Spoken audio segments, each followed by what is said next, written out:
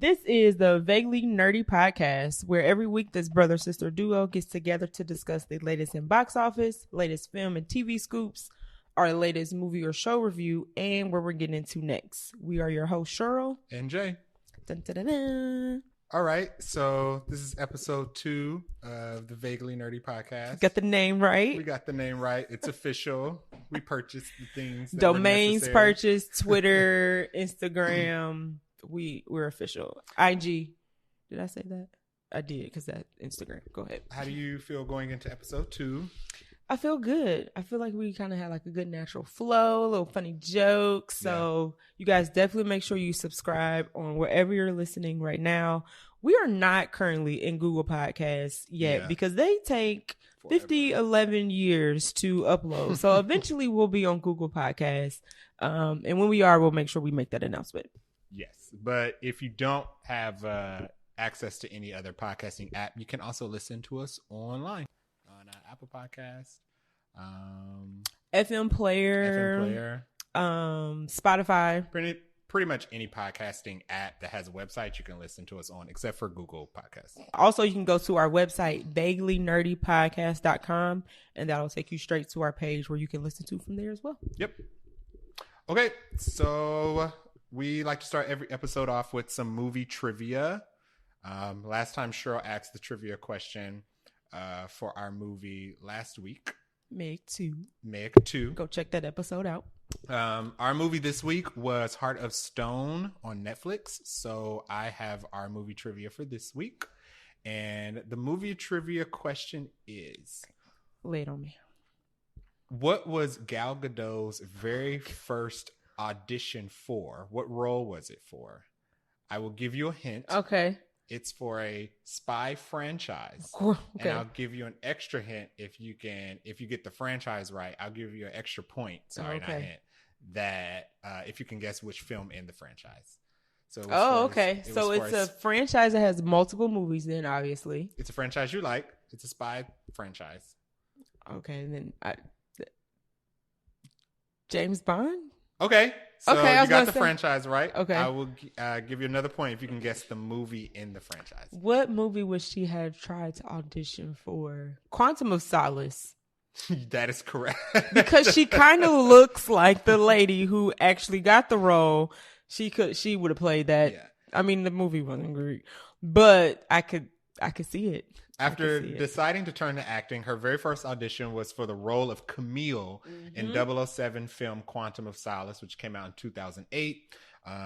It was actually given to the Ukrainian actress Olga Kurylenko, who is from 2 films we like. One, she played Taskmaster in Black Widow. Oh, okay. And 2, she played Tom Cruise's wife in Oblivion. Oh, okay. That was Lost in Space, and he found her in a space pod. Okay, so she's done some good things after Quantum of Solace. Yeah, so it worked out for everybody. Okay. Yeah. All right. She could have played that, though. I could see it. She absolutely could have played it. She could have played it. Yeah. I mean, yeah. Cool. All right, so let's get into the episode. Welcome, fellow movie buffs. I'm Jay. I'm Cheryl. Listen in as we break down a movie and TV shows, tell you what's in the plot, and hear if we think you should have watched it when you had the chance. Dun, dun, dun.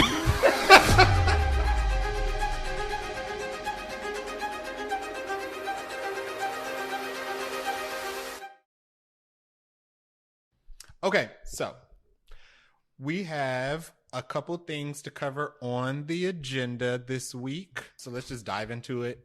First thing first, we got some kind of Loki season 2 news. Kind of. Loki stuff. We got some Loki stuff. They had put out a teaser earlier in the week with like this cryptic it was like a cryptic McDonald's commercial that combined like clips it was old clips. There was like a clip from Coming to America. There was a clip from The Office. Was it The Office? Yep. Fifth Element. All like older stuff. I won't say very old, but rather old clips that referenced McDonald's. Yeah. I had guessed it was probably for a Happy Meal. Yeah, But Loki's not really a kid show. So I didn't think it was a Happy Meal, but I thought it would be meal adjacent. Right. And they said it was launching in 2018, so we technically don't fully know what it is, but we did see on Twitter there was picture of sauces. Yeah, so it looks like they just got like a Loki variant of sweet and sour sauce. There's variants of sauce that kind of go with the variants in Loki, but I hope the sauce isn't green. I don't like green. I wonder if the sauce is going to taste any different. Probably not. They probably didn't change the flavor. But I don't like green sauces that are not meant to be green. No. I haven't had McDonald's nuggets in quite some time. So you know when they came out with like green ketchup? I do. Wasn't a fan. It was like green. It was purple. Oh my God. It just looked weird. But sometimes the sauces do hit that they randomly come out with. Like I remember when sweet Thai chili first came out. Okay. And people went nuts over that. I mean, I'll get down with a sweet heat. Like Popeye's sweet heat, but McDonald's sweet. As long as it's not green though, it cannot be green. If it's green, I am automatically checked out. So hopefully it's like a meal, or maybe they have like different versions of like of one particular meal. Maybe. I don't know. I'm curious. It can't just be sauces, right? Maybe it probably is. You think it's just sauces? Yeah. It's not going to be like McDonald's a Loki cup or like maybe a McFlurry. Okay, that's easy. Maybe a new shake. Yeah, they can easily dye some ice cream. They're not changing their menu. Absolutely not. So we'll see. So today's the 12th. So we have like at least another few days before we see what it actually is. But by next episode, we'll know. Right. I think it's also interesting that it's coming out so far ahead of the show, because the show doesn't come out for another month and a half. And they're already doing like this collaboration. So is it going to go all the way up until the show comes out? Probably. Interesting. And I wonder how much McDonald's is in Loki. It's probably in like one episode. Like the scene, like in the ad, there's a scene where Loki walks into a McDonald's and places an order, and it's Sylvie behind the counter. Yeah. There's probably like, it probably ties into an episode of the show. Probably. Yeah. Interesting.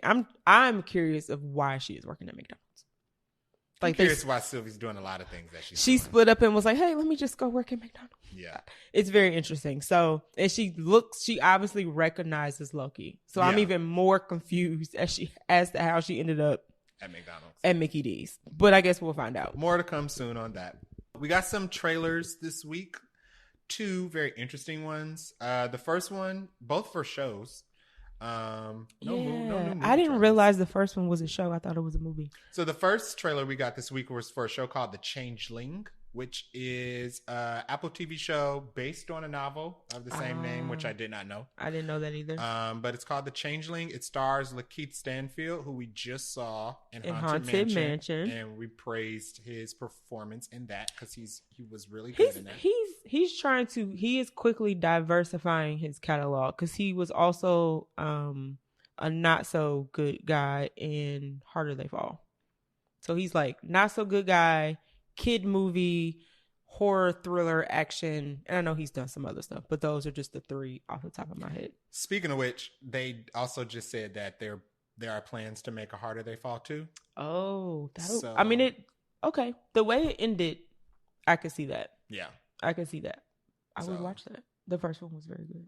But The Changeling is a series that's on Apple TV coming out soon. The synopsis is a man goes in search of his wife after she does something horrific in the aftermath of the birth of their first child. I did not get that at all from the trailer. You didn't think? Okay. Because when I read this synopsis, I was like, So the way the trailer opened, I thought it was going to be like a cute love story. Because she's telling him, like, this is the reason why I said no to y'all. And then it reminds me of like that Issa Rae, the movie he did with Issa Rae. I didn't see the photograph. Yeah. You're right. So he's already kind of done it. He's really trying to get his filmography up. I feel it. But then she says, oh, I went to this place and I did something and they said not to, or I went to the place and they said don't go. And I was like, oh, this is not a romantic comedy. This is something's amiss here. So the trailer, it starts out like it looks like a love story. 2 people meet in a coffee shop, or they're on a date and they're just talking about something, just date crap. But the way the trailer goes, it's Lakeith Stanfield is on a date with this woman who's clearly going to be his wife at some point because it looks like there's a time jump in the show. There's a time jump. And she's telling him a story about how she met this witch at near a creek in the woods. It's almost like a pond or maybe even I can't remember if it's a waterfall or not, but it's some body of water that is hidden in a forest of some kind. So she says she's telling him the story about how she met this witch in the forest, and the witch gave her 3 wishes, right, and tied the wishes to a string that's tied around her wrist, and told her that if their string is ever cut, her wishes will come true. Right. So clearly she's already made the wishes. The only thing that she has to do is cut the string for the wishes to come true. And it seems like she's a little terrified of the wishes coming true. Yeah, it's very it gets sinister real quick in the trailer. So basically Lakeith Stanfield tells her, you know, we're together now. Nothing bad to fear. can ever happen. Right. And he cuts the string. And it turns up. It looks like all turn the up, spooky crap happens after that. Yeah. And she goes missing. It seems like she goes missing, but she's still in the trailer at different points. Yeah, she goes missing. There's a lot of like Stephen King type of stuff where there's like some freaky supernatural things happening. Of course, he's looking for her and finding like all of these crazy clues to her background. So did it say how many episodes it was? It didn't. Okay. So I'm definitely going to take a look at that. It looks good. Super good. I enjoy a good horror thrillers. Yeah. Thrillers are always good. So I'm looking forward to that. We also got another trailer for something a little more known called The Continental, the show based on the John Wick series. It's a prequel. The synopsis says it's a Mel Gibson-led miniseries. Is a prequel to the film starring Keanu Reeves and centers around Winston Scott, who came to acquire the Continental, which is a notorious chain of hotels that Scott established as a neutral haven for housing assassins. So anybody who's watched John Wick or is a fan of the John Wick movies like we are know who Winston is. Right. Winston's the hotel manager of the Continental. And the gist is it pretty much just shows how he came to acquire it. They didn't need this. But John Wick didn't need a show. Right. They're clearly just trying to capitalize off the fame of John Wick, which is cool. But I would have rather it not go so far back. Because it's when Winston's like 30. And he's clearly like, I don't know how old he is in this series. 60, 70? Yeah. He's lived life. So I think it looks like it's going too far back on top of being led by Mel Gibson. The thing that made John Wick good was the lack of story. Right. And replacing that lack of story with the action. Correct. The Continental looks like it's trying to do both. Yeah, it's trying to give you like some heartfelt story of how Winston got it. We're like, I mean, do we care? It kind of reminds me of Pennyworth. I don't know if anybody's watched this show. It's shot kind of like a British television show. It's dark and grungy. It's dark. It's 1970s New York, so it's like foggy, grungy New York. Yeah, not a lot of life, not a lot of color. No, yeah, very dark. Yeah, it's dark. You're gonna turn the contrast up. A lot of tweed suits and hats. A lot of sweaters. Sweaters. Sweater weather. I will watch it. I'm gonna watch it only because the action looks really good in it. I'm not really a Mel Gibson fan, but I'm glad that it's only 3 episodes. Because it doesn't need to be anything from John Wick doesn't need to be dragged out. That's why John Wick is so good. They did make a smart move in making it like a 3-parter special presentation. I don't know if I want to watch this. I will watch it only because to watch it. I will watch it only because of the action scenes. And we already know where it goes, so I'm not really we really don't have to be invested in the story because we know how it ends. I'm pretty sure Mel Gibson's going to be dead by the end of this. He has to be because he doesn't exist in the John Wick movies, or he dies of old age in jail or something, and we didn't know it. I hope that it stays to 3 episodes, and then they don't do a season 2. Nope. I hope they don't do a spinoff of this. Nope. We don't need. Oh, well, there's already the ballerina coming, so. And that's enough. That is enough. That's enough. Right. And that's already unnecessary. So. Yeah. So you watch the first episode. Okay. You let me know how it goes. And then if it's good, I'll tune in. I will recommend it. The next bit of news we have is casting news. This comes from Variety sources. Official sources, not a scooper.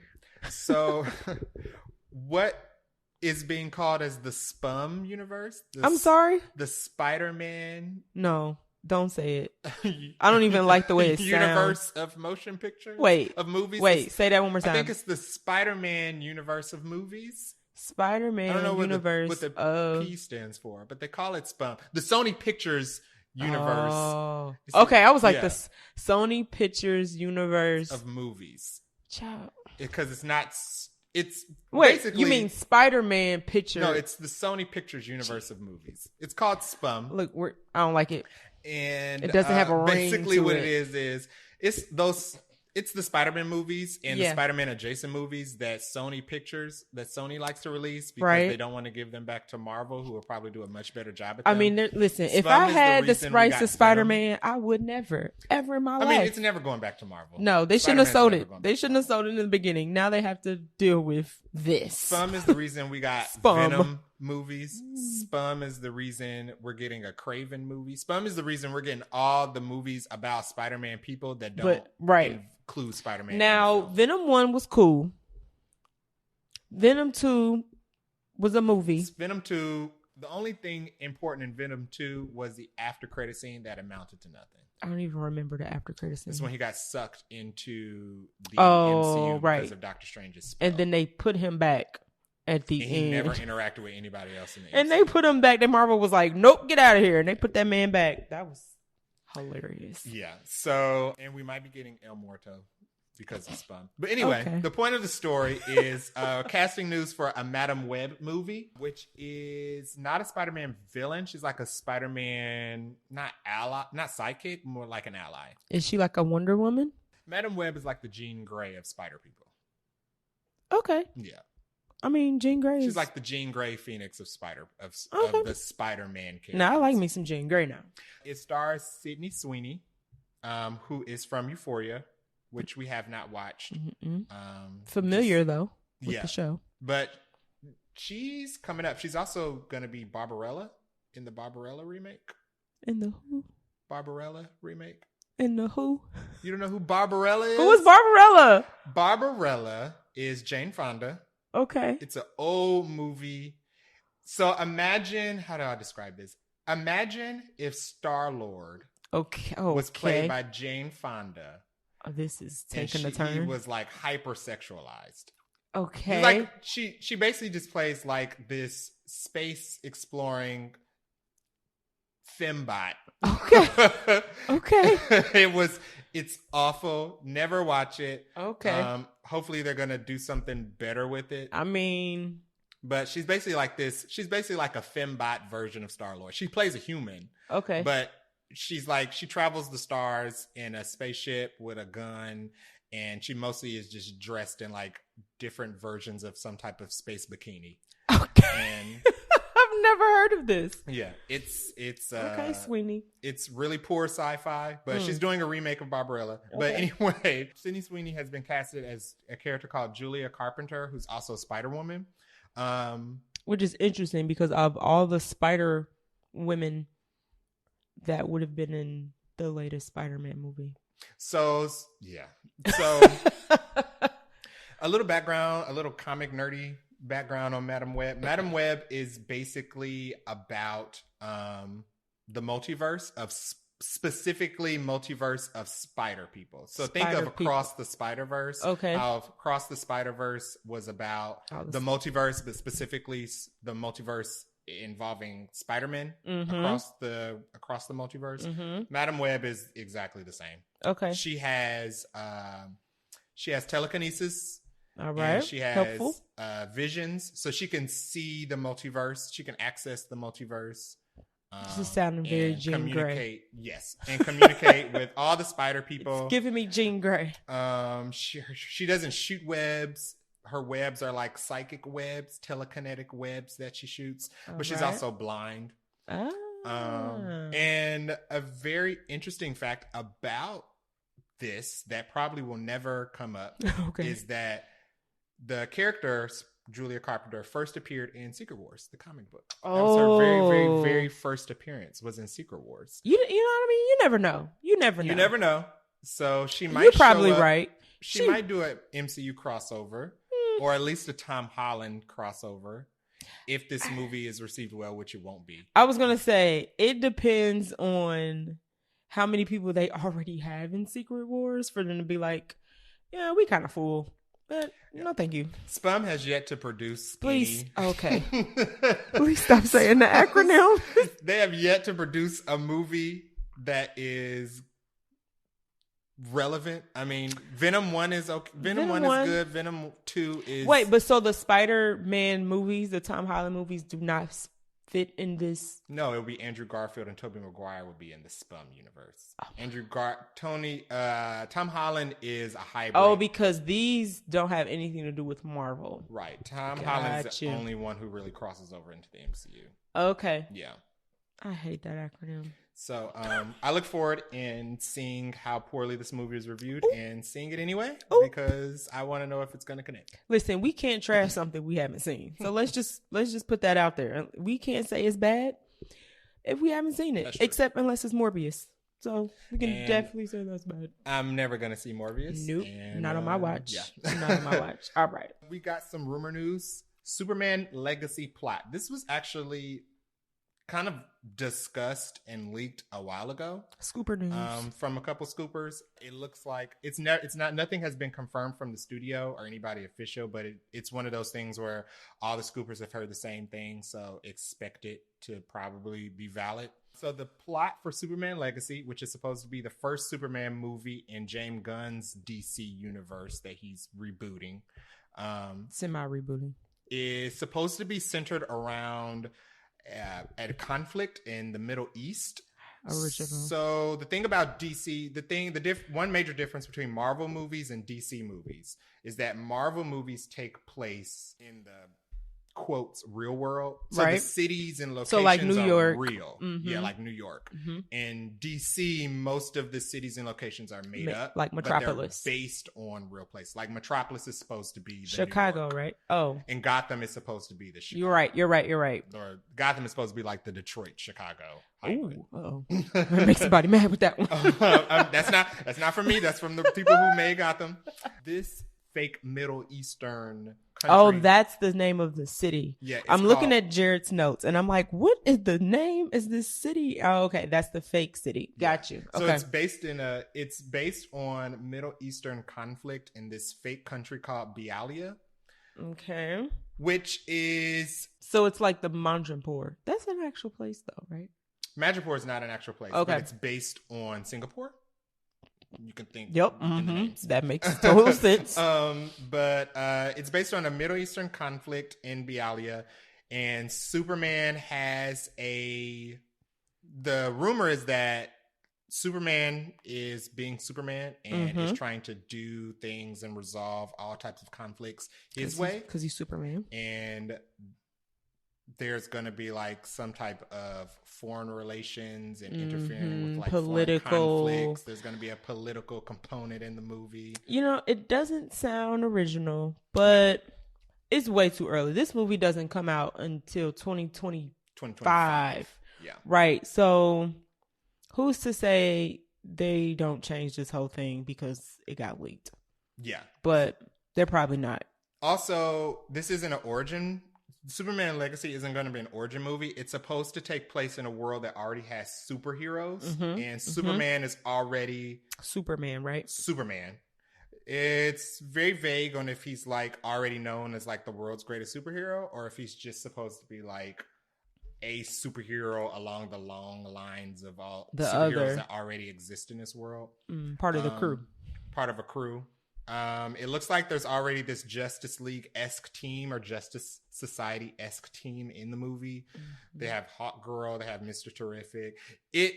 So to be 100% blunt honest, the rumors for this movie read like Black Adam. It looks like a Superman Black Adam.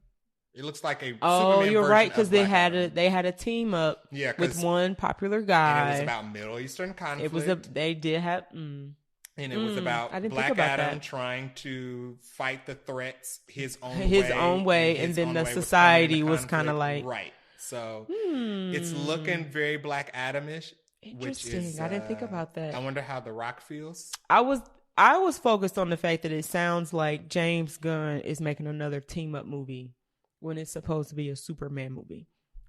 Both those things are true.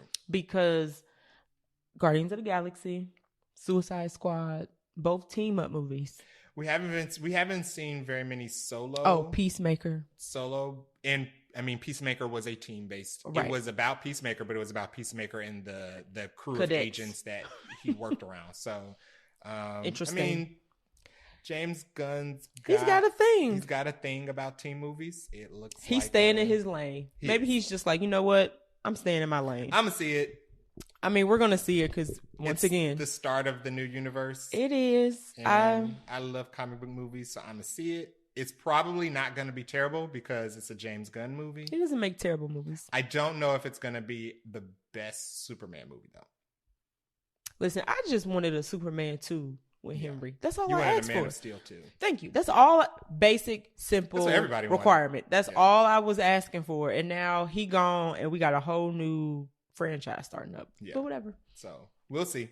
Other news. Do you want to talk about this? VFX artists at Marvel have filed to unionize. So we already know the strikes are going on. And there's been a lot of, not a lot of strikes, but other unions in other sectors like UPS almost went on a strike.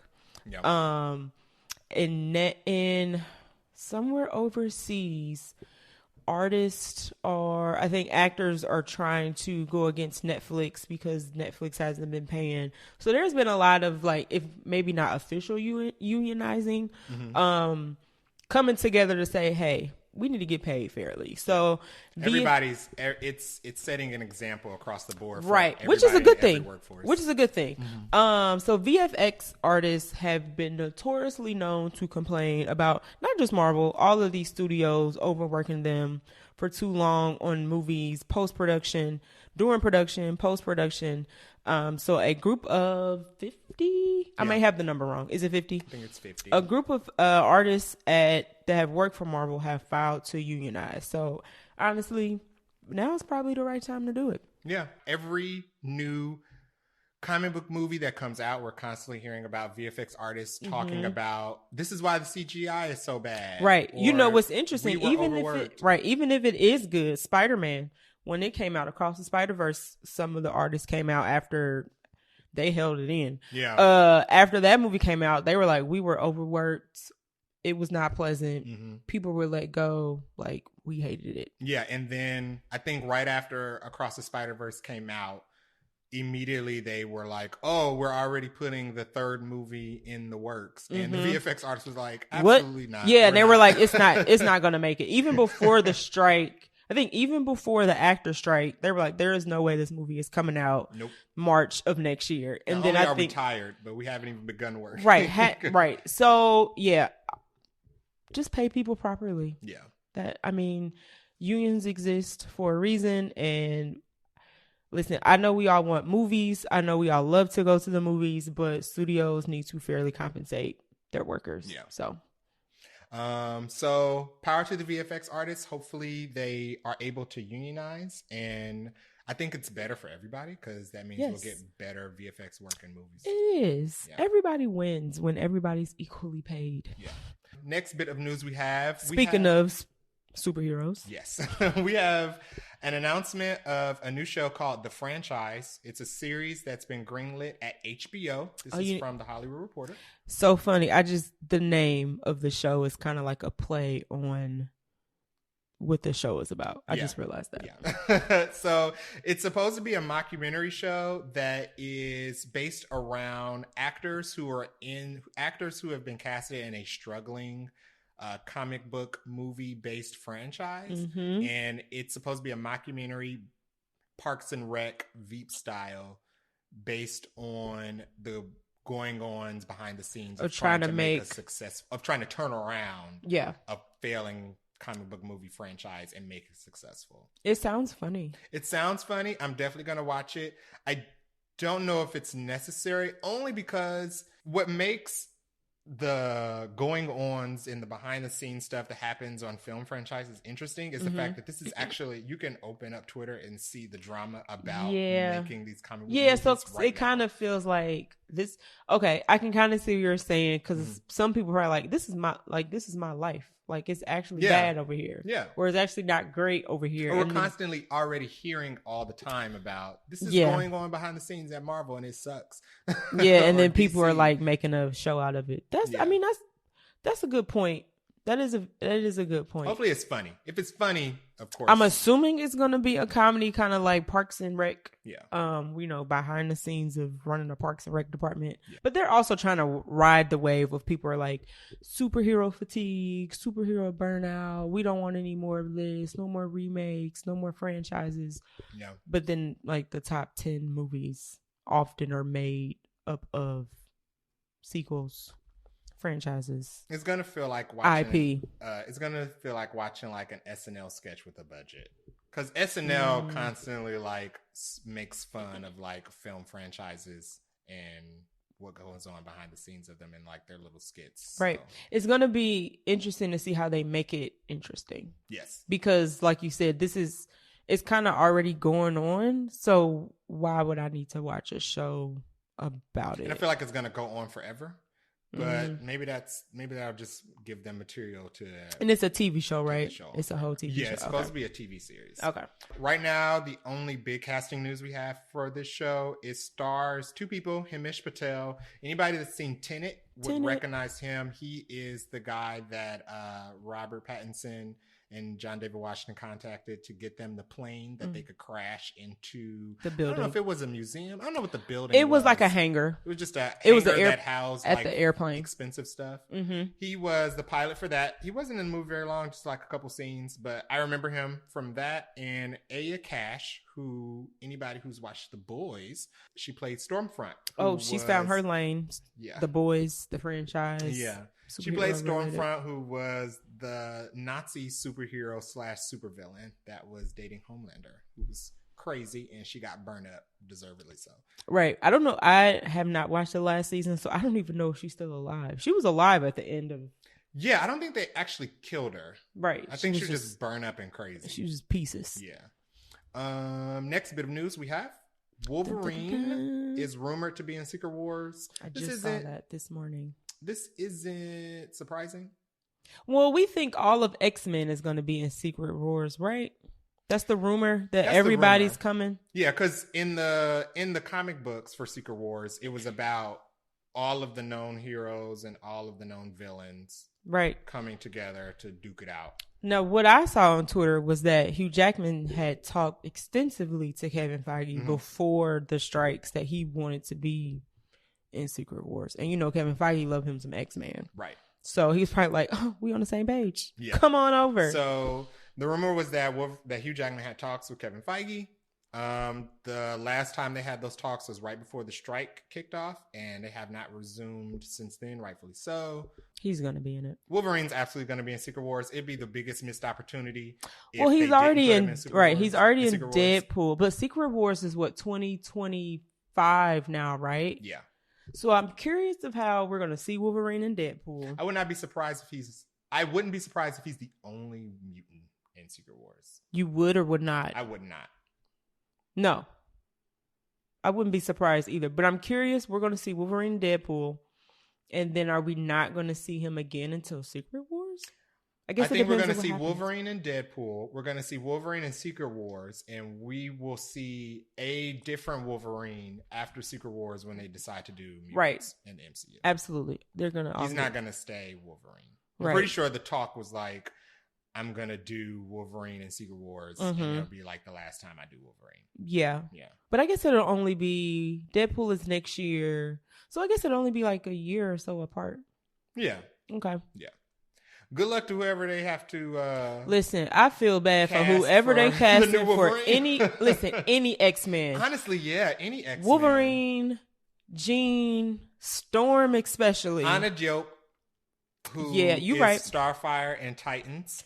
She should get it, but it don't matter. Like, she should absolutely be Storm. Anybody they put in any of those roles, my God, make Grace go with them because people are going to be like, they're not enough this, they're not enough that, and they're going to be compared to the OGs. Because I don't think until the movie comes out. I think they're going to be compared just to the OGs. I don't think anybody cared about the second generation of. I think they were good movies, but everybody, not the characters. Yeah, but it's like it's always the OGs. Like everybody's going to compare it to the OGs. Like when they rebooted the X-Men, the movies that they made were varying in. Hey, watch it. I liked First Class. I liked some of the castings made an impression. James McAvoy definitely made an impression. Yeah. I thought you were shading the last OG X-Men movie. No. My fault. Well, no, The Last Stand was bad. Dude, X-Men The Last Stand was bad. It wasn't. No, it wasn't. It was a bad movie. I will not allow it. Anyway. It's a great movie. James McAvoy, I think people liked. Michael Fassbender, people liked. I don't think anybody else in those people. Jennifer Lawrence, people hated. I don't think anybody else in those movies made an impression that people even care if they come back. I don't think the person who played Cyclops made an impression. The chick who played Storm didn't make an impression. No. Jean Grey kind of made an impression, but anybody who plays Jean Grey is going to make an impression because she's Jean Grey. She's Jean Grey. You didn't love the Dark Phoenix movie? The Dark Phoenix movie was awful. You know what? The Dark Phoenix movie was not better than Last Stand. That's the one compliment I'll give Last Stand. The Last Stand did a better, awful job at the Phoenix. I'll agree with you. A bad job. But The Last Stand was a good movie. A bad job. At the end where Wolverine's like, Jean, and she's like, just kill me. He's like, no. It's the best part of the movie. Her having a semi-affair is what got her killed. Listen. Because if she had stopped flirting with Wolverine through the rest of the she franchise didn't kill Scott and not killing Scott in the beginning. On purpose. It was an accident, okay? Okay. Scott got killed because they had nothing for his character to do in any of those movies. Moving on. Moving on. Next bit of news. This is via the Hollywood Reporter. Official. We're getting an Uncharted sequel. Yay! That's not surprising at all. It was a good action flick. It was a good action movie. It wasn't like Red Notice. It was much better. The bar for being better than Red Notice is on the floor. I got it. But it was a good, like, even though I haven't played the game, but you have played the game, so I knew the correlation. Uncharted is Tomb Raider. It's the male version there you of go. Tomb Raider. It's the male version of Tomb Raider. So it was still very like action. You get your little in the tombs. It's like quippy Tomb Raider. Right. Villains were good. Uncharted was a good movie. It was a good fun movie. I'm absolutely unsurprised they're getting a sequel. Uncharted was made by PlayStation. PlayStation has the budget to do literally whatever. But you know what's interesting? I think Dungeons and Dragons was better, but I bet you Dungeons and Dragons doesn't get a sequel. No, because although it should. Dungeons and Dragons didn't make enough money at the box office. Go see Dungeons and Dragons, even if you've it's on never. Digital, so you can't go see it. But you should. You should definitely. You're right. Watch it I'm sorry. Digital. Take the time out to watch it.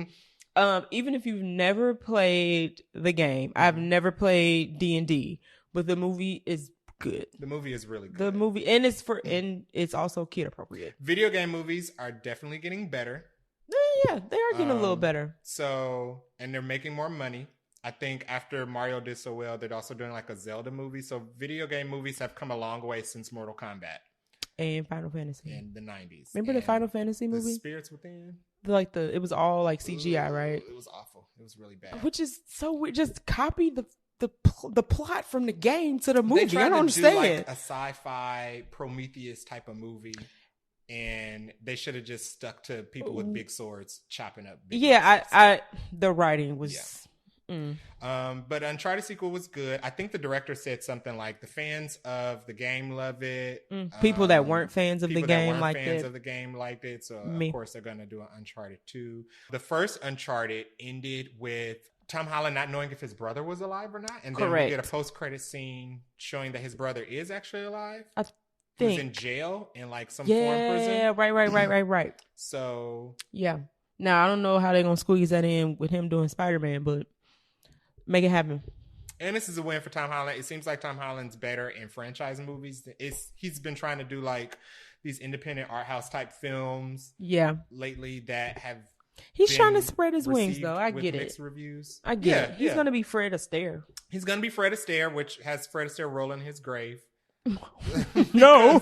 Apparently Fred Astaire, before he died, put in his will that he didn't want any Oh, I biopics didn't know made. that. Oh, Yes. why do they make biopics about people who explicitly say, do not make a biopic about me? And they're just like, you're dead. We don't care. Apparently they're doing something with the plot to tweak it.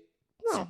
So that it's not a direct retelling of Fred Astaire's story. So fan fiction? It's a movie based on the life of Fred Astaire. Okay. But not a movie about the life of Fred Astaire. So. Well, I was trying to give a compliment and then that happened. But so we'll see the Uncharted 2 sequel. Uncharted 1 was definitely good. It definitely didn't try to do too much plot wise, which I think was a win for it. Good length. Wasn't too long. Here's a piece of unnecessary news that nobody wanted. Oh. Suicide Squad is apparently maybe getting a release of the Ayer. Now, cut. make it clear for the people: the original, the very first Suicide Squad, not the Suicide not Squad, the Suicide Squad that came out during the pandemic. HBO Max, right? The this is the first one with Will Smith.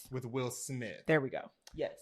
So a little background on Suicide Squad. That was directed by David Ayer with Will Smith. So apparently, according to David Ayer, who's the director of that film, when Suicide Squad was filmed and sent to be put in the can and released out to theaters, the studios apparently took it and chopped it up, rearranged a bunch of the scenes. I heard that the people who edited the theatrical release of the film are a company that has only done movie trailers. They've never done films before. Okay, So they sent the film to a company that only cuts together movie trailers. Say, hey, here's a movie, practice. And said, cut together this movie. Do some practice on this big budget movie. The movie was awful. It had a bunch of continuity errors in it. Scenes were out of place. Not a fan. Immediately when it came out and it was received bad, the new thing that a lot of directors are doing is saying, well, this was not my vision. There's a director cut. Yeah, there's a director cut that has my actual vision. He put out a quote. They interviewed David Ayer, and he put out a quote saying he put his life into making Suicide Squad. What a waste of time! Because I don't think there's a good cut of Suicide Squad. Squad is a bad everybody movie. Can't get. I understand studios are potentially jacking up work, but if we're gonna put a director's cut out of every movie that a director's not happy with, then just put it on a DVD. The thing with I guess nobody's paying for that either. The thing with putting out a director's cut is a director's cut doesn't. It's not supposed to be a different movie. All director's cuts are supposed to do is include new scenes, right, and rearrange and put scenes in there and put already existing scenes in a different order to show how add a little context. The issue with Suicide Squad was the scenes.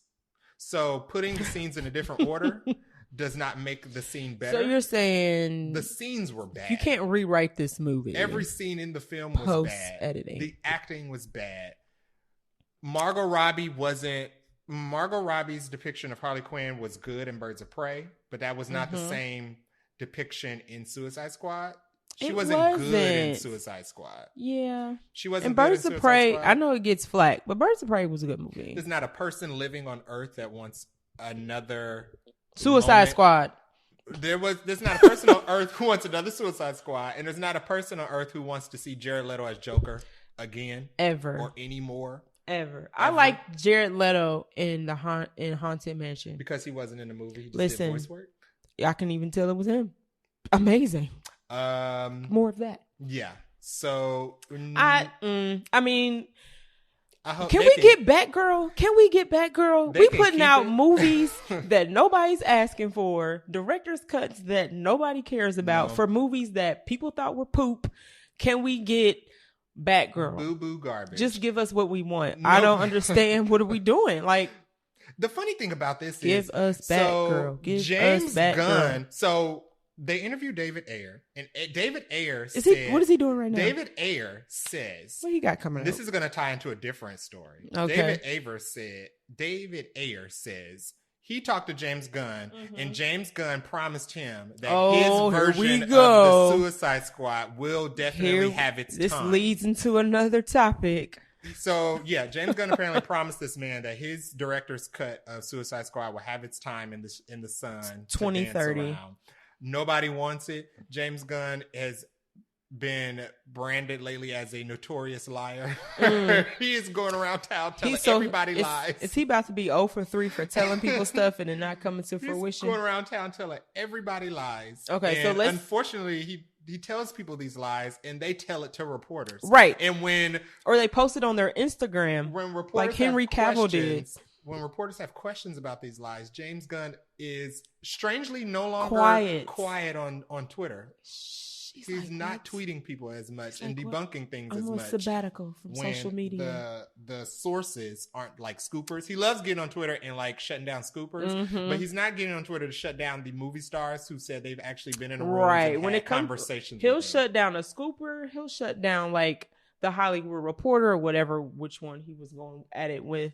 But when an actor says something, all of a sudden the Twitter fingers because the last person who said James Gunn gave them a bit of confidence about keeping their job was Henry Cavill. And then Henry Cavill had to release a whole Instagram press release talking about, oops, actually James Gunn apparently lied and I'm sorry, I'm fired. So so Henry Cavill was one. Right.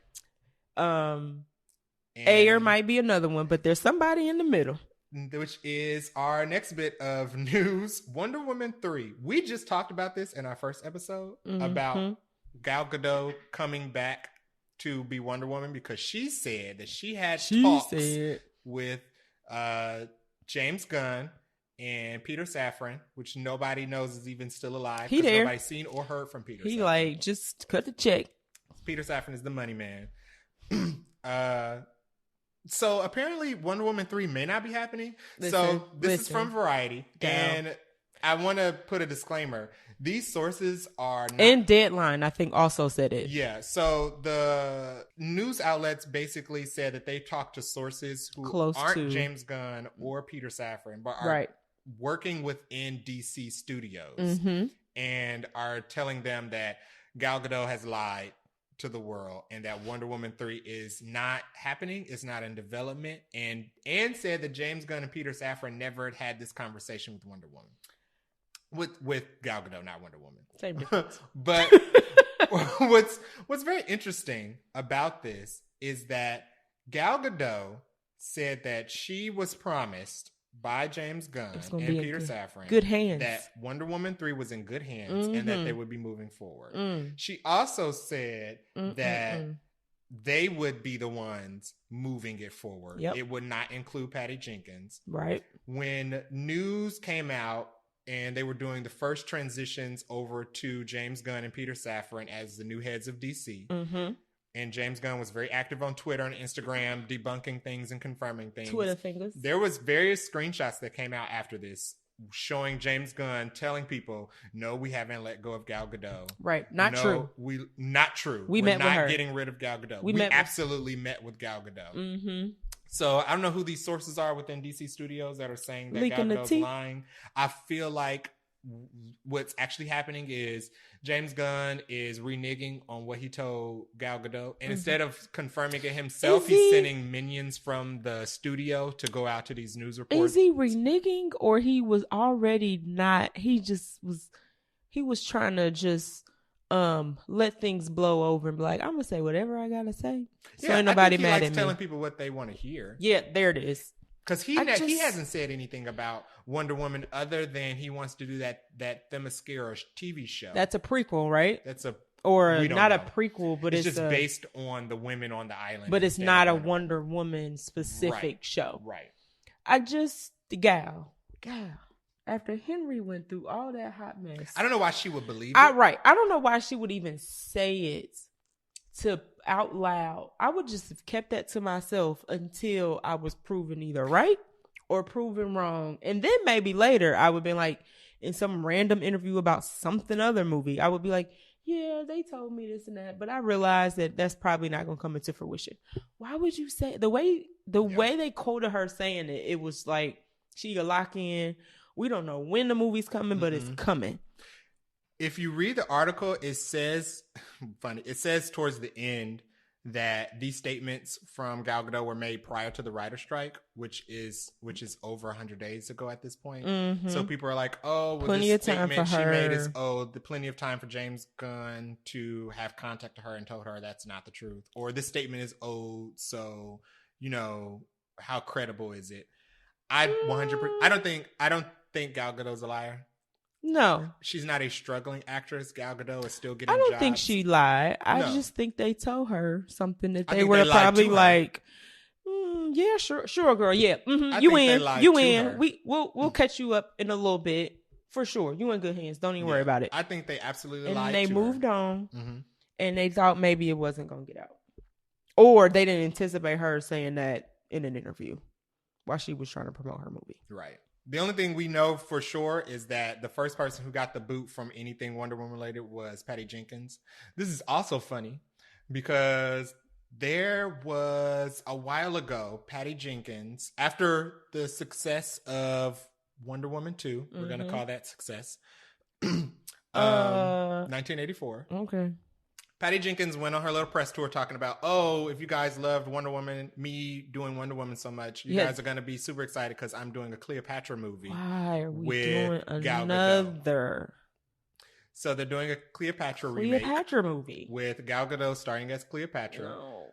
Which is funny because Patty Jenkins is no longer listed as working on that film, but the film is still in production and it's still happening.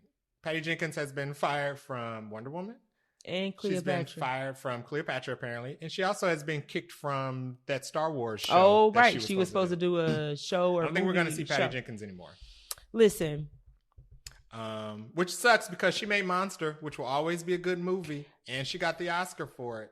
The thing is, though, women directors have a little stumble, have a little fall. I'm not saying she great because Wonder Woman 1984 was not a good movie.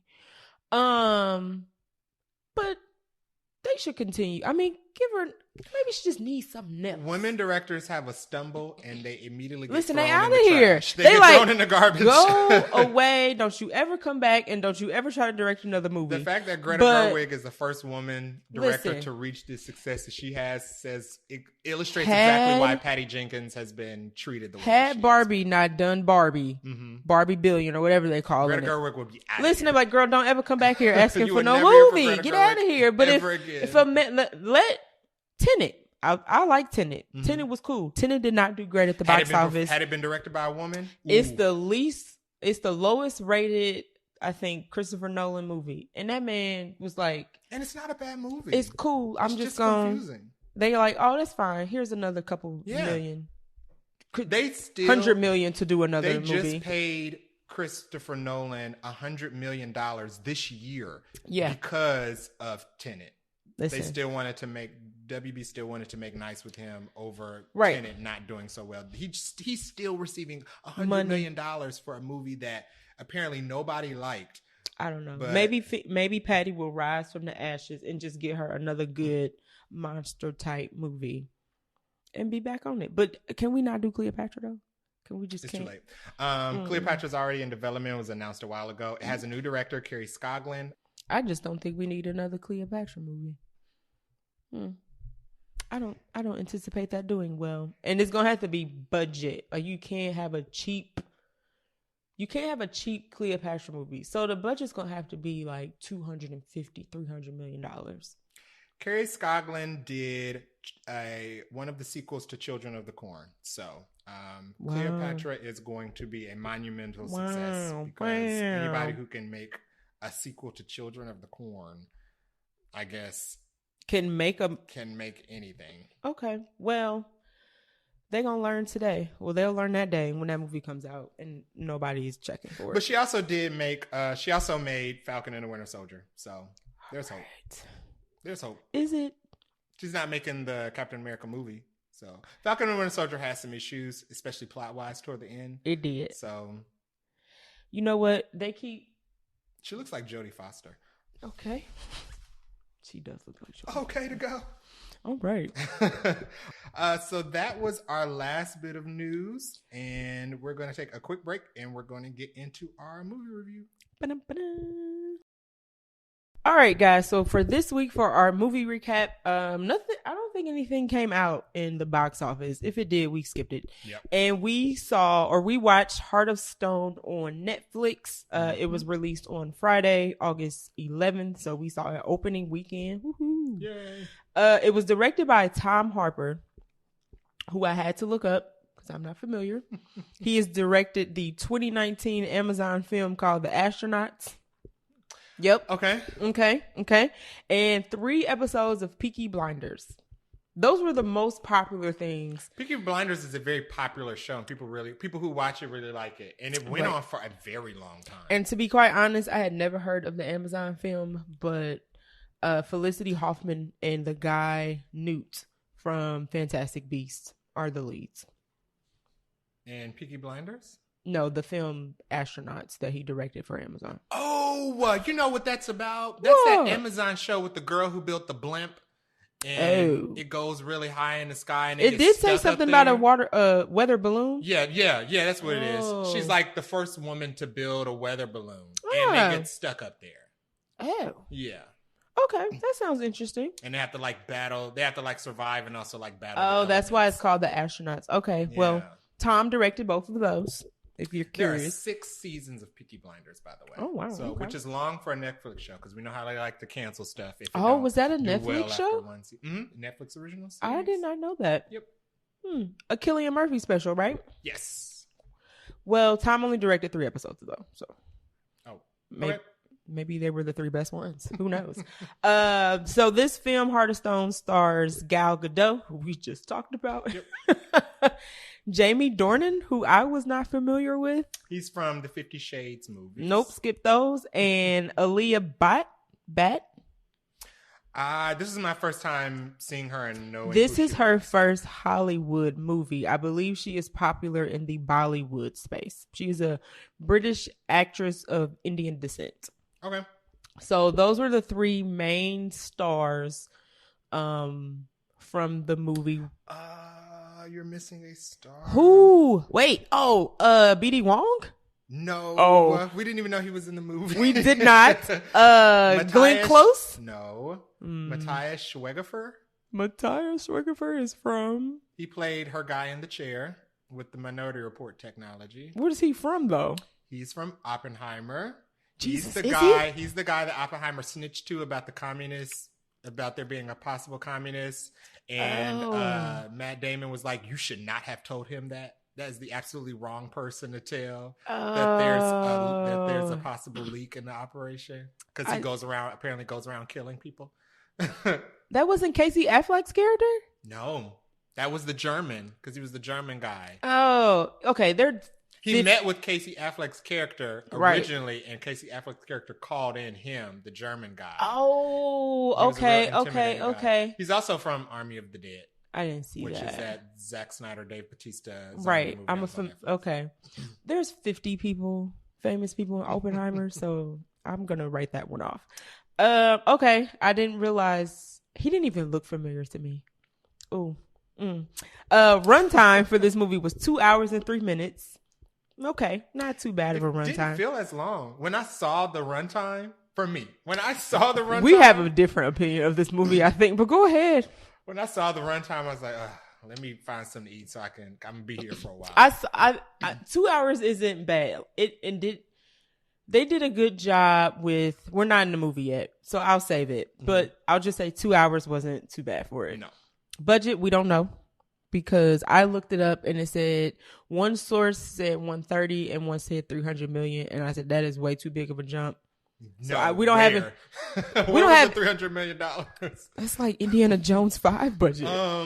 We don't have a official budget number. But it came out on a streaming platform, and they're notorious for not telling people how much money they make and how much money they spend. Right, because we also don't know the streaming numbers yet. Nope. I think it'll be at least a week before they say how many, what the viewership was. It'll probably be like the number 1 movie on Netflix. I guarantee it's probably, even if people didn't, they're going to watch it. They're going to watch it just, even if people are like, afterwards, people are going to be interested, I think, in watching this. So we don't have any streaming numbers. It didn't come out. There was no theatrical release. So no box office numbers for this at all.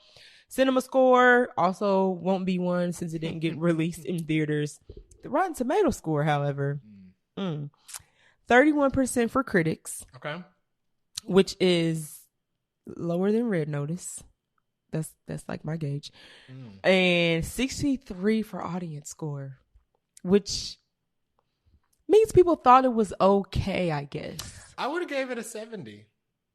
What'd you have? I would have gave it a 70. I agree with this audience score. Really? 60, we have very different opinions on this movie. 63 is pushing it, in my opinion. I would have given it a 70. Okay, well, let's go. Those are just the hard facts about Heart of Stone. Let's give a little. So we'll do no spoilers synopsis first, and then we'll say when we're going to start giving the juice and spoiling the movie. So summarizing the plot here. Gal Gadot is a special agent cosplaying as a special agent on a team that of special agents that's trying to stop something from being stolen. Right. Is that the most concise summary you can give? That's the synopsis. She's a special agent cosplaying. Yeah. Mm-hmm. Yeah. Mm-hmm. That's correct. Yeah. So she like works for this organization that, I mean, I guess you can say that. That's in the trailer. The organization has something that people would want, and the basis of the movie is trying to get that from being stolen. Mm-hmm. It's pretty much, I think that explains the plot without spoiling anything. Right. I hope. If not, sorry, back out now. So that's pretty much the plot of Heart of Stone. I feel like you've already kind of let it be known how you feel about the movie, but how do you feel about the movie? I did not totally enjoy it. Mm-hmm. I'll say this. So the Meg 2, I was disappointed because there wasn't enough Meg. Like, if you're going to have 3 Megs in a movie and you're going to tell me you have 3 Megs in a movie, I want to see Meg action. Yes. This movie, I was not disappointed because I went in going, this is going to be just okay. Right. And just okay it was. Yeah. And even a little bit of less than just okay. I didn't want my time back. That's always a positive. Okay. I wouldn't watch it again, I don't think. But if you were already going to watch it, you should just probably go ahead and give it a go. Yeah. You enjoyed it more than me, it sounds like. I did. And I think there's a reason I did. Why is that? This, for me, fell along the lines of Netflix movies, especially Netflix action movies, have a look. They do have a look. So this falls along the lines of, it's not as, even though I did not really like The Gray Man. I still haven't seen it. It was not better than The Gray Man. Okay. It was not better than Extraction. It definitely was not better than Extraction. But it was but still it was along the lines of those two movies. Of being action movies? Yeah, being like a streaming action movie. Okay. Here's the thing. So when the movie started, without spoiling it, we get into the opening scene, and there's a twist that happens in the opening. And the light went off in my head. I was like, oh, this is cheese. This is cheesy. So because I accepted the fact it was cheesy, I enjoyed the rest of the movie because I enjoyed it a lot more. Because I was oh, this is cheesy. It plays. I had mentioned to you, I was like, it felt like watching like an NBC spy action show like Scorpion. You remember Scorpion? There was Quantico. Did you watch Quantico? It felt like Quantico. Okay. And I was like, agree with that. You know, this... How did that show even end? This is cheesy. So I enjoyed it because of that. Okay. I think because I figured out what it was in the beginning, I was like, okay, I know exactly what this is going to be. What it's going to feel like. I didn't catch the cheese. I didn't catch the cheese cue. I enjoyed it because of that. I didn't have Mission. I went into it with very, very low expectations. Same. Expecting it to be a flop version of Mission Impossible, which it kind of was. But once I started watching it, I was like, oh, this isn't trying to be Mission Impossible. This is trying to be is trying to be like a movie version of what should have been a TV show. Okay. So you were like, come as you are. Like church. Yeah. The doors of the church are open. And you were like, you were accepting. Yeah. Okay. I was more judgmental. You don't come to my church, apparently. Okay, so we talked about the plot, how we felt about it. Main characters, we already kind of said. Gal Gadot's the main spy. Jeremy Dornan is also a spy. A spy. Everybody's And then Aaliyah Bhatt is... She's a hacker. She's a hacker. Yeah. There it is. She plays a hacker. She plays a hacker in the whole grand scheme of things. It takes place... I guess it's present day. Yeah, it takes place present day. It says that the movie takes place between the months of January and July. They got that specific? Yeah, that's what it says. That's one of the trivia facts, that the movie takes place between the months of January and July. I have no idea. I mean, they had on summer clothes. I didn't feel like there was a time jump. I didn't feel like this was months of conflict. If anything, I felt like this took place in the span of 2 days. This takes place over 7 months? That's what it says in the trivia. Ain't no way. Man, okay. I'm gonna wait. Okay. And then we already kind of said what the movie was about. Yeah. Okay. Going over the actors and the actresses. Any standouts? Anybody like, oh man, I can't wait to see them in another movie. Anybody who were like, please don't ever put in another movie. I liked Matthias Schweighöfer, who played her guy in the chair. Did you? I did. I didn't dislike him. I mean, he didn't do anything offensive, so I didn't dislike him. He was fine. He was cool. Let me know. I liked Gal Gadot. Gal Gadot was fine. She's the main character, which doesn't mean you should automatically like them. But the movie is going to try to get you to like her. Mm-hmm. I liked her from the very beginning. Mm-hmm. Even I liked her before and after the twist that takes place in the beginning of the movie. I agree with you there. Who else did I like?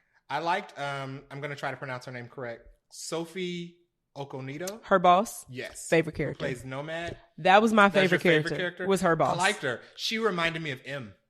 Oh, very much. I think that was like her, her role. Yeah, she reminded me like M from James Bond. Yes. M is supposed to be like this very professional, hardcore stern person. But M actually cares about her agents. Correct. Or at least James Bond. And one agent. Gal Gadot is about the most important agent. Gal Gadot is supposed to be the James Bond here. So I got that. Okay, she actually cares about, she's not just stone cold, even though she trains everybody that works under her to be stone cold. She has a heart. She is very much the mom of the organization. Which is funny because the movie's called Heart of Stone. But yes, her boss was my favorite character. And I liked Jean Glucy, who played Yang, who was one of the MI6 agents that was in Gal Gadot's little crew. Because she was very funny. Yeah, actually like the other guy a little more. The guy with the cat. I don't know his name. Guy who played Bailey? Yes, I liked Bailey. I liked Bailey. He was cool. He was like the guy in the chair for the MI6 team. Correct. But you always like the guy in the chair. The guy in the chair is also always like a favorite. He did his guy in the chair role very well. I did not like Jamie Dornan. I did not like Jamie Dornan either, and I think that's because. And I don't think it was the writing. It was very convincing as an actor. I was just kind of like, I mean, his motivation was very like stereotypical. He had without personality, without spoiling anything. He just was very one note. Yes, it was just kind of like emotion the whole movie. Really, this okay? I mean, sure, sir.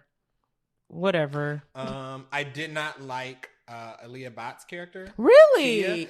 I did not like her character. I like the actress. The actress was fine. Okay. I would see her in more stuff. I don't think you're supposed to like her though, which is why I feel like they tried to get you to like her. Oh, did they?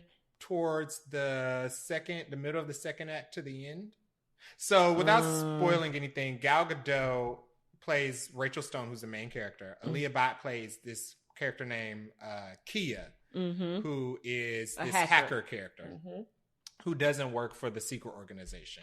And throughout the movie, before they actually run into each other, they have like these text messages and phone call back and forths. And I think you're supposed to get that. I think they're trying to sow the seeds of, this is supposed to be a friendship, or this is going to turn into something later. I agree with that. I just don't like her because she doesn't seem to have much common sense as much as she has technical sense. That was my biggest gripe, was she's a hacker and she's a very good hacker, and they depict her as being super. And maybe that you was have to be purpose. Smart. Yeah. So she, They always depict hacker or computer tech characters as smart for tech, but very dumb I for don't people. I don't like the whole smart as a hacker, but no common sense trope. Like, people can be both. You can have nerds that have people. Common sense. Yeah, it just doesn't make sense for just because she's a hacker, she doesn't lack self-awareness. It makes just no sense because she's smart though. How did you make it out into the world and learn all these skills? Also, when you learn her backstory, you're like, oh, she should be super savvy because of what she's gone through. Her character's gone through, but they paired her up with the person they paired her up with. Like, this is unsmarted her for no reason. This is dumb. So, okay. But that's the characters I liked and didn't like. Okay.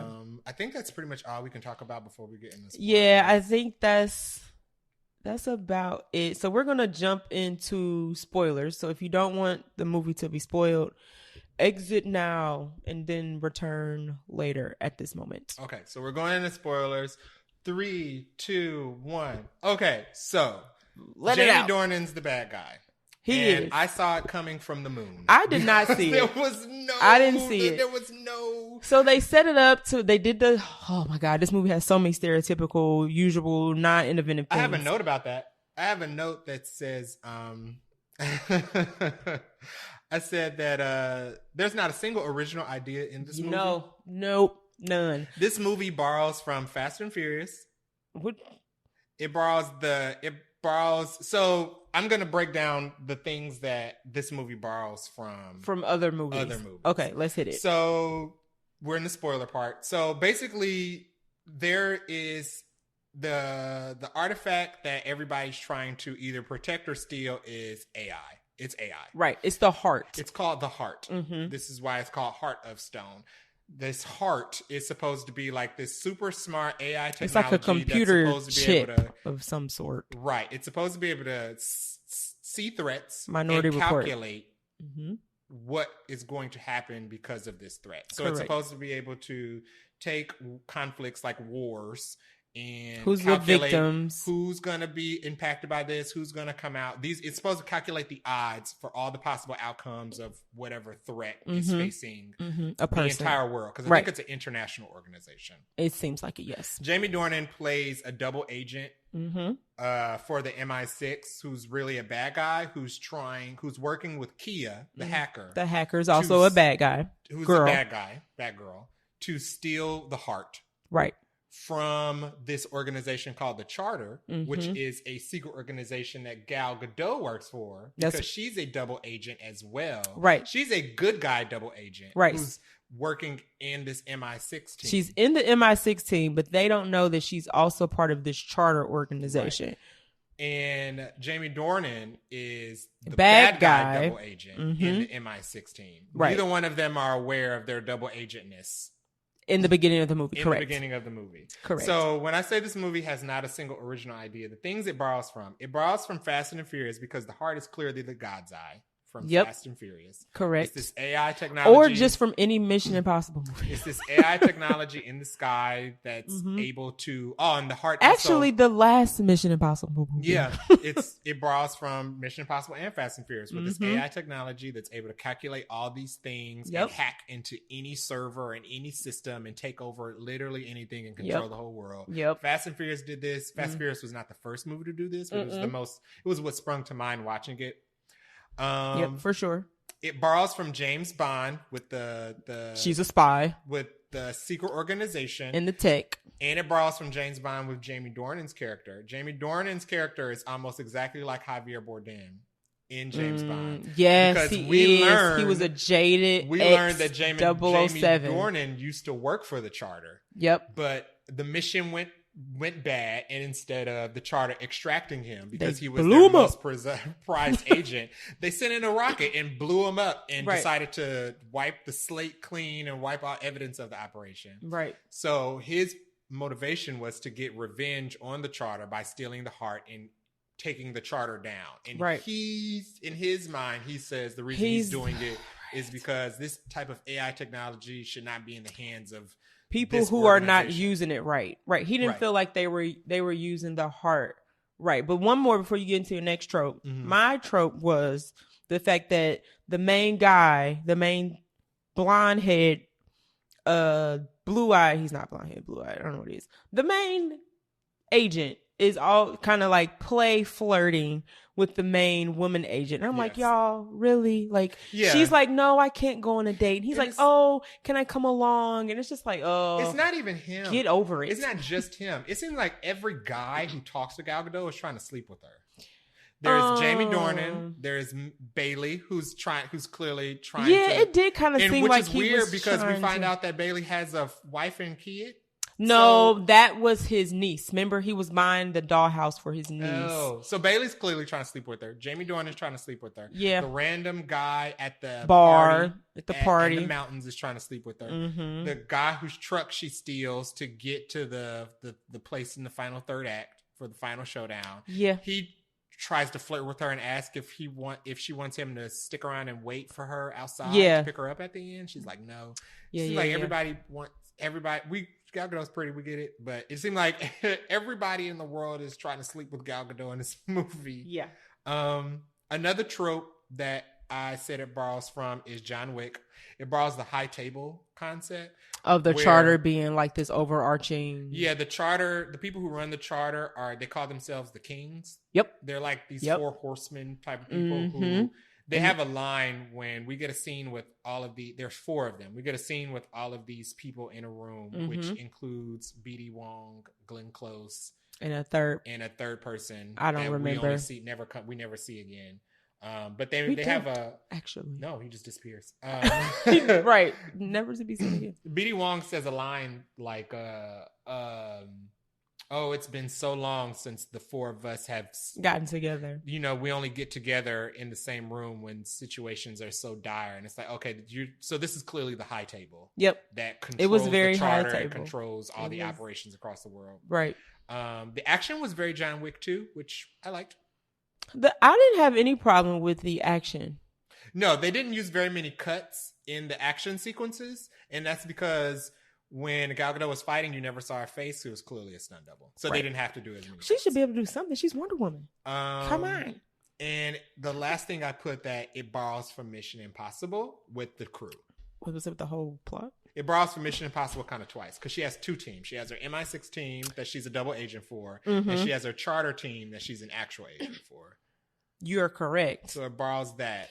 But that kicks into what I thought the movie was going to be about. Because when this started off and she was the nerd, this is vaguely nerdy. I can call her a nerd. Yeah. She was the hacker. She was the person in the chair at the beginning of the movie. And she was an IT rookie. Right. And she was in the van. So she wasn't allowed to go out in the field because she was the van chick doing her little tick, tick, tick, tick, tick on her keyboard. I thought the movie was going where everybody on the team was going to get killed. And then she was going to be the only one alive. Mm-hmm. And they were going to train her up to be the person to get vengeance for her team. Yep. That's what I thought. I literally thought, and I was like, that is so like Mission Impossible 1, where they killed the whole team. Mm-hmm. And there was somebody internally who was trying to. And that was a big twist in Mission Impossible 1, because I believe in Mission Impossible 1, it picks up right after the series. And the characters that they killed were characters in the show that everybody had known for such a long time. Okay. So it was like a big surprise. Yeah. So I was like, oh, this is about to be Mission Impossible 1. So the twist, I guess the scene in the movie where we find out that she's a double agent. So the opening scene, in my opinion, was too long. So the opening scene is the MI6 team that she's on is trying to take down this arms dealer, because everybody's an arms dealer. Mm-hmm. And Gal Gadot is secretly trying to help them capture him without interfering so she doesn't blow her cover. Mm-hmm. And we realize that because they all go off to do whatever. And they're like, you wait here, we'll come back and get you. And then she does this little bloop, bloop, bloop. And she puts this thing in her ear. And then that's when you realize she's actually working for the charter. Right. And I thought that was pretty cool. I just thought that took too long to get there. It was like 20 minutes of like, oh, here's the guy and walk to the left. We didn't need don't come out the chair. Scenes. It was just too long. No. Yeah. I just feel like that could have been wrapped up in like 10 minutes. But they were trying to flesh out the team. I get it. The reason that scene was so long, it was to convince us that these characters were not going to die as fast as they did. because they died right after that. They literally her team not only is the guy that they're trying to protect or the guy that they're trying to arrest at the beginning of the movie dies in the scene. The team dies literally 3 scenes later. 3 scenes later, and it's just dies. Like, y'all, why did this scene have to be so long? So if y'all was gonna kill him anyway. So and I thought the intro song sounded like Rihanna's "Be Better Have My Money." Just throwing that out there. It did sound like that. I was like, is this Rihanna? I almost looked it up. I was like, I feel like if she had a new song, we would know about it. So I wrote a note. I kind of wrote my notes as I was watching it. Same. So the first note I put down is that Gal Gadot is the Simon Pegg of MI6. Oh wait, she's actually Tom Cruise. Listen, my note says turned into MI, which stands for Mission Impossible. So the movie opens up where they're in a mountain. They're under Gal Gadot and her secret MI6 team is undercover trying to get this arms dealer, which is funny because you sent me a text message while you were watching it saying there's always an arms dealer. Always an arm. They can think of some other type of horrible person. So they go to the casino to get this arms dealer. Gal Gadot's supposed to be the guy in the chair who has no skills. The team jokes about that all the time. Right, because she's just a person. So the arms dealer gets away. The hacker shows up. Yeah, the hacker girl who we ruins the plan. Right. The team of agents who are all skilled except for Gal Gadot go chase the guy, the arms dealer. Gal Gadot fakes spraining her ankle. Yes. So that she has an excuse to stay behind. So they're like, okay, go hide and we'll come back and get you. So they go off to chase the guy. And while they're chasing the guy, Gal Gadot does a bloop, bloop, bloop, puts in her little earpiece. And she gets her Tom Cruise on. And that's the twist. Because I'm like, oh, she's Tom Cruise. She is the most, they don't realize that she is the most talented person on the team. And I enjoyed twists. But my next note was, does she always sprain her ankle to fake it? Because later on in the movie, she says, I've been with these people every day for a year. So you've been on all type of operations. Do you always fake an injury? She get a neck cramp. She get an arm sprain. Because she was clumsy. And I'm like, why is she so clumsy? So I was like, do you always fake that you're injured so that you can go do when she flips secret stuff while they're off? When she flips, she turns into super Tom Cruise. Yeah. Because it's just full on Mission Impossible. Yeah. It's full on Mission Impossible. And her dude in the chair is Tony Stark. Right. Because he has this Minority Report technology. Yeah, it's like a Minority Report technology where they can predict stuff. That's the heart is giving them this technology. But he's moving the screens like he's Tony Stark. I mean, he's flipping, he's spinning, he's spanning, he's picking little pieces out. And I'm like, dude, there are 50,000 little windows in front of you. How could you pick out this one? Yeah. So it's like looking at the technology. Looks like those paintings where if you look at it, it looks like a city. But then if you get close to it, you realize that every centimeter of it is a different picture. Yes. Yeah. That's exactly. I was like, now how did you pick that out of a bazillion things that are in front of you? But go ahead. Right. Go ahead, Tony Stark. Go ahead. I like the MI6 team. They seem like actual friends. They did. They went out to eat together.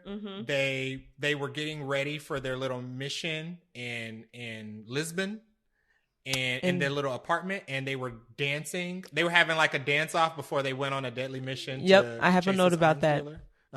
What's your note? One, Lizzo was playing, which I was like, Lizzo ooh, featured the in it? timing. Yeah. But it didn't sound like the music was actually in the movie. It sounded like they added it after. Yeah, she was supposed to be playing it from a speaker box. They were supposed to be playing it like they were having a little, you getting ready with your friends, you turn it up, whatever. It was clearly too loud. It sounded like they just laid it in after the fact. I was like, they are not dancing to anything now, and I can tell. Probably so they could, just in case they didn't get the rights to the Lizzo song, they could comp in any song. Because it's hard to comp out a song that audio that's actually playing while they're filming. You're right, but I could tell that it was inserted after that. That was my note on that. Did you have another note? Not my next note was they made a point to mention that the hacker, what's her name again? Kia. Kia was only 22 years old, and that at that moment, I hate when movies, was my biggest gripe. I hate when movies have the characters say a line that just says their age. Yeah. But why was it necessary? It's bad writing. 1.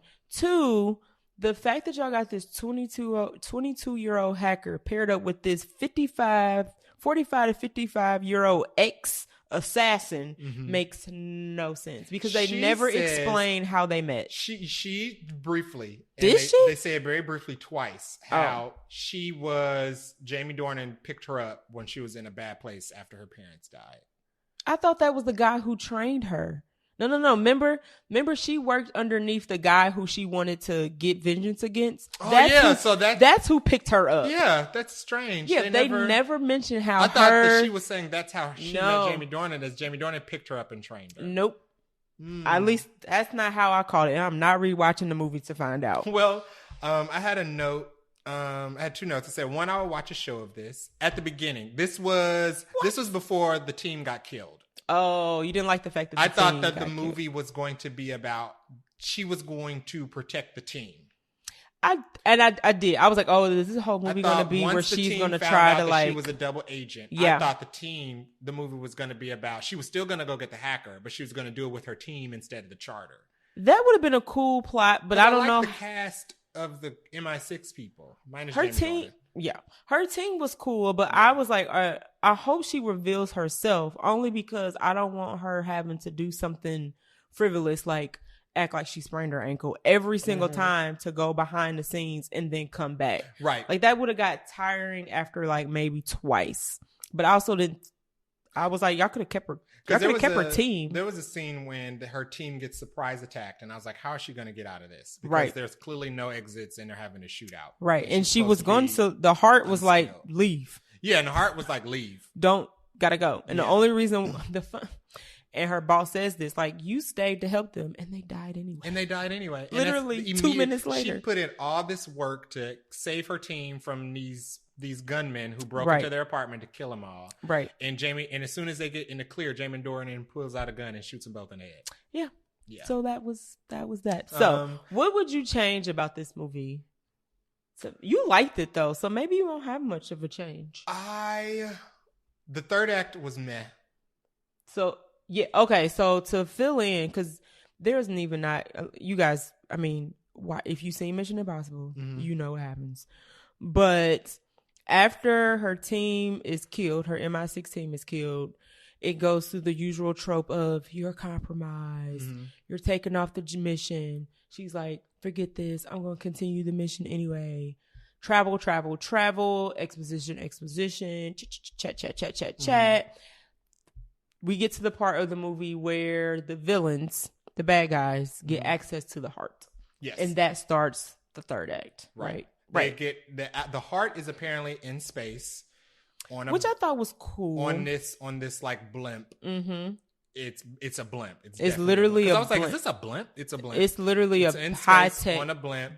The hacker sends this after Jamie Dornan reveals himself and kills the rest of the MI6 team. He puts this chip. He shoots Gal Gadot with this chip and poisons her so that when her charter team picks her up, the chip is sending a signal to the heart and it's hacking into the heart. Right. And it tells the heart to leave space and come back down into airspace so that they can climb on the blimp and steal the heart. And that's what they do.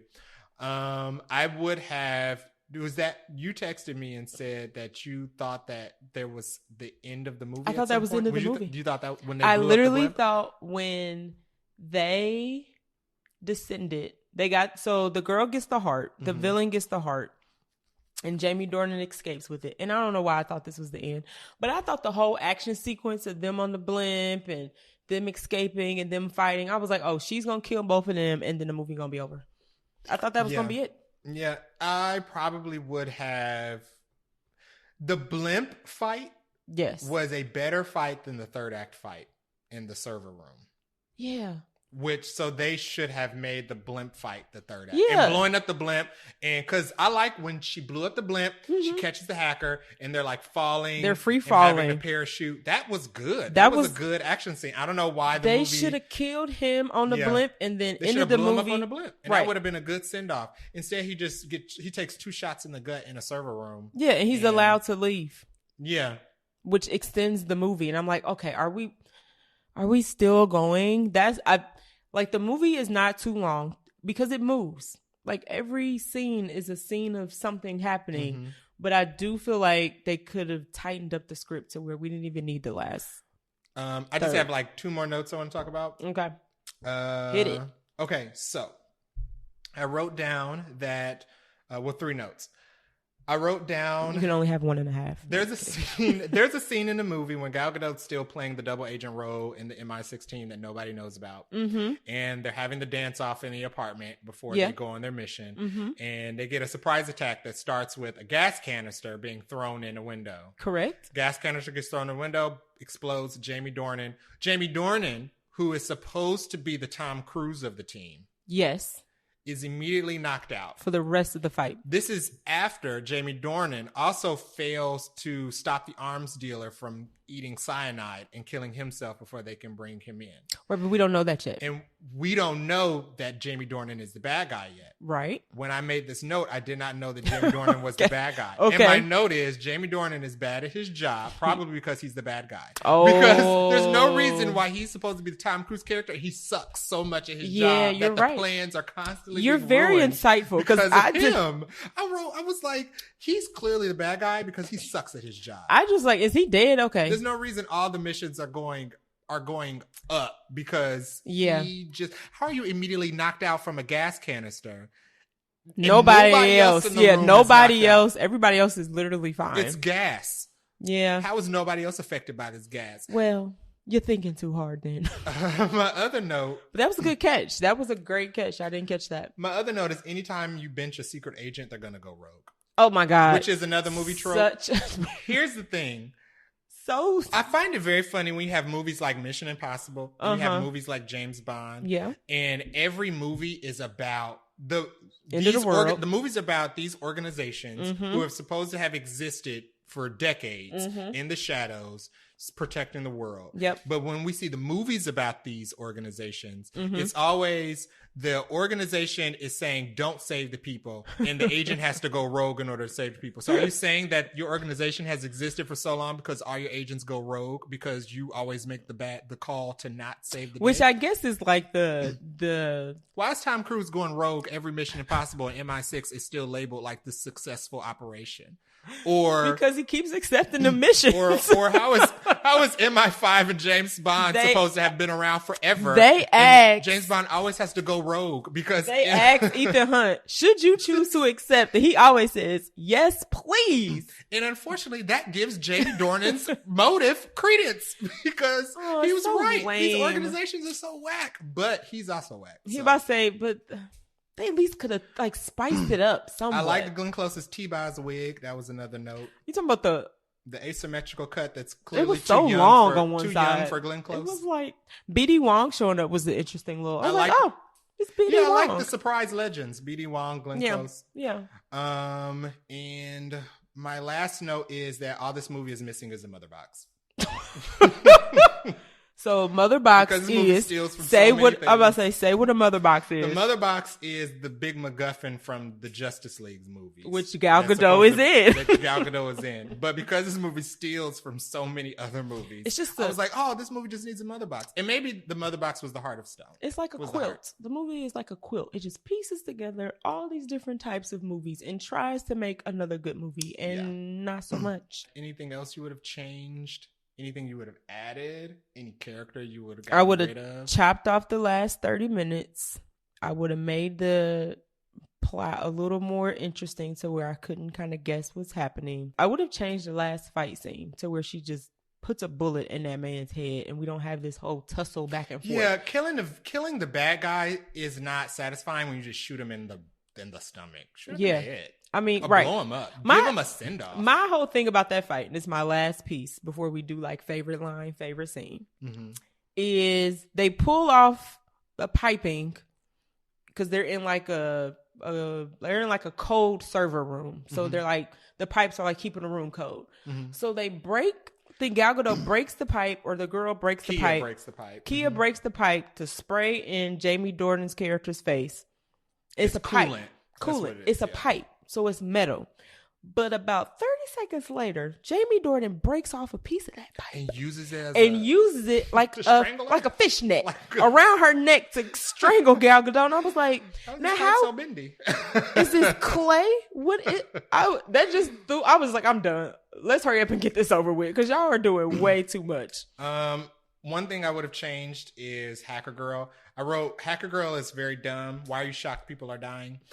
Yeah, Jamie Dornan, I didn't like that part. I didn't was like surprised that every trope. Time one of Jamie Dornan or his henchmen killed somebody because she was like, that wasn't the plan. Jamie Dornan is a secret agent who had a license to kill prior to going rogue and being the bad guy. So why do you think that he has an issue killing literally anybody, including you? He was going to shoot off your fingers. Yeah, well, then he was going to pop her in the kneecaps because he was like, oh, anytime somebody died, she was so devastated and shocked. Why did you do that? He's a killer. He was a killer when he was doing it legally. Yeah, I didn't. That was my whole thing. Like, one, I don't see how these two people met because she's two separate walks of life and the age difference was just really throwing me off. I mean, they weren't in a relationship or anything. It was just kind of like, how did this 22-year-old hacker meet this 50-year-old ex-assassin double agent dude? And why is she so smart to be able to be like maybe the best hacker on earth, but not smart enough to realize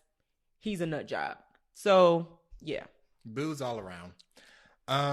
But yeah, that's my thoughts on Heart of Stone. Yeah, so, but we have to pick a favorite line or a favorite scene. I have a favorite line. All right. My favorite line is when Gal Gadot is in the mountain bar.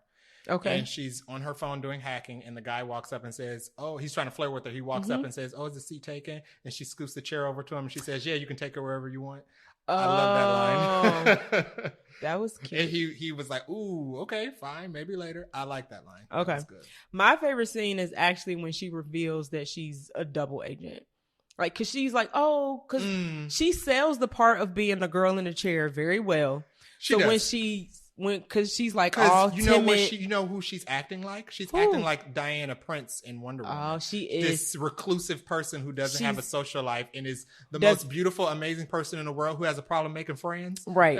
Who doesn't know how to talk to guys who approach her. Yeah. So she's very like timid and I'm not sure what to do because I'm not a field agent or whatever. And she's like, oh, leave me here. I'll stay safe or whatever. Yeah. And they're like, oh, we'll come back for you. I'm basically a supermodel. And then she bends down and does like, she stands up like, all right, let's get this cracking. Like, let me go save these people.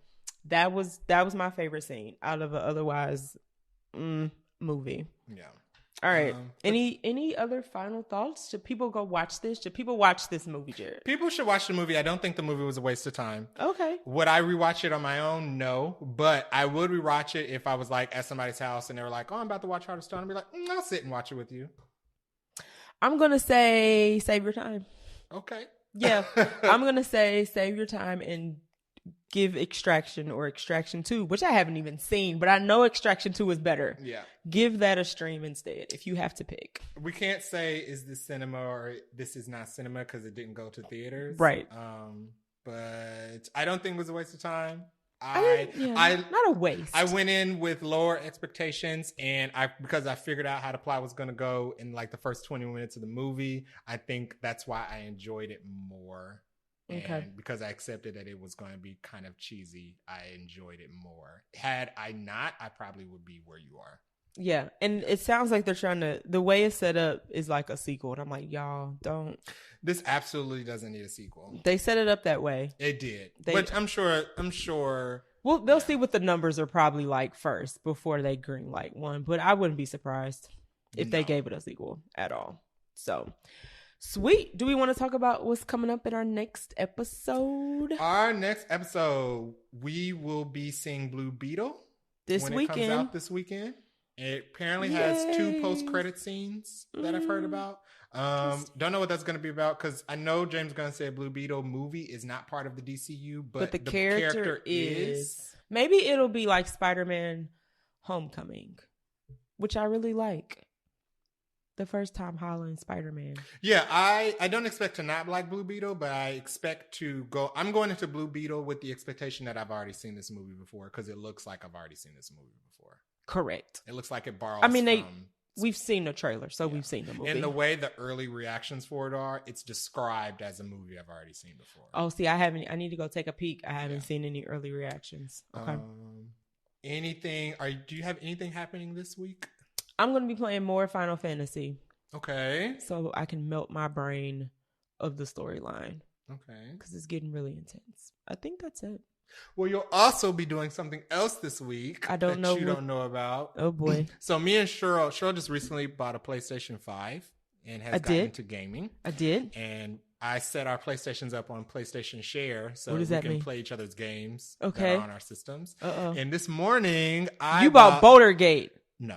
I bought the Expanse video game. Oh, I love the Expanse. And we are big fans of the Expanse. I love the Expanse so much. I haven't watched the last season because then I know it'll be over. Yeah, we've been holding off the last season of Expanse. It's been off for quite some time. In my mind, the show still exists. It's going to be so sad when we have no more Expanse to watch. In my mind, it's still going. But now you have the Expanse video game. Cool. That you can play. Which has like my favorite character from the Expanse. Drummer. Drummer is my favorite. If Carmina Drummer is not your favorite character in Expanse, I mean, she's top 2 and not number 2. Yeah.